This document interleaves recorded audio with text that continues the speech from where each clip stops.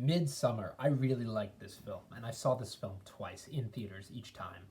And I got the sense from both of them that I really liked it. Here's why. First movie screening was excellent. I saw this July 4th at a 1 o'clock showing in Great Neck, and I was the only one in a really small theater that could fit about 30 people. It's really small, has like maybe 40 people. It has about 20 seats or less on each side. It's just really cute, condensed theater. And as soon as it started, I remember walking in a minute late. I saw the Ari Aster has this art on his film. It's really artistic. I love movies like this because it takes you in. I remember it opened up on a tapestry, like a painting. You see a skull, you see flowers, and then these doors. They're like a door, this painting, and it just slides open to reveal the film. Right from that moment, I knew this was going to be a very different film. I like when movies try to tell you visually they're different, and this was doing that.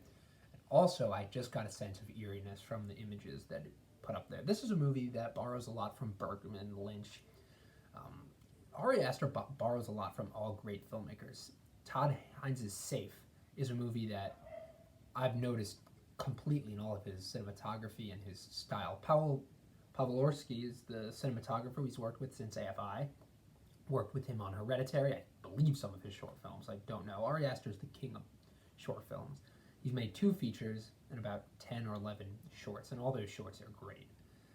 But he is a very visually dynamic storyteller. He is able to have this rigid environment, and all of his films look so good. So I knew from this movie, right from the beginning, it would not be an exception. We open on Florence Pugh's character on the phone, talking to her sister. A tragedy happens. I won't even get into the tragedy because I think it was so well executed. And I think my initial reaction was, what does this have to do with the rest of the film? And it does. There's a distant connection between this and the theme of the cult, which is really the whole movie. The whole movie revolves around a pagan cult in Europe or some shit like that, where they fly and they go to meet these people, and that's where the film really picks up. But if you just break down all its inherent meanings about family, about what we're susceptible to and how we get through pain and tragedy and the things we feel, I think that Aster really touches on all these themes and ideas in such an interesting and meaningful way, because mostly you'd get a film that dealt with grief, and it's not really a horror film. This is a mix. It has horror in there. It has sadness. It has some humor, some really subtle dark humor.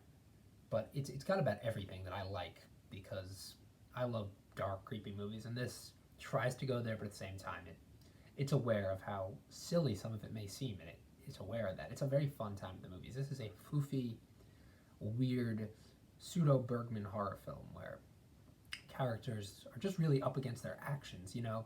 It's not uncanny or supernatural, it's humans versus other humans, and you just get to see, like, to the nature of what people are really like, and it's just a batshit crazy movie. It's really, I just had a fun time with it. I think it's well made. I saw it twice, both times in theaters, actually, and the second time was definitely more enjoyable because I knew more about it, and it felt less slow. The first time was slow, the second time went by faster because I almost knew what was happening. So excellent performances from Florence Pugh, Jack Rayner. Ari Aster is a fantastic director. I cannot wait to see whatever he has next. Hereditary and this have been